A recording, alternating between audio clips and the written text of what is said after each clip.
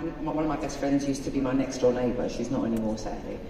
But in COVID, I didn't see anybody. I was just talking with my kid, my cat and my dog. And occasionally I see my ex-husband cook some food and stuff like that.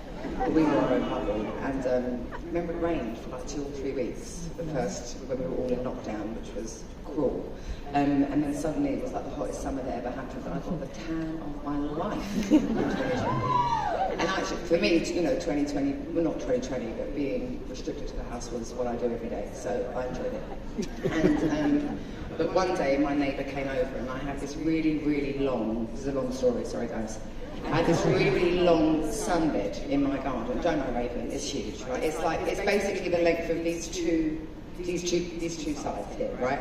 So she sat at one end and I sat at the other end, and we were chatting and gossiping and stuff like that. And even though she too was taking it very seriously, we didn't want to risk getting COVID because we didn't really know what it was at that point.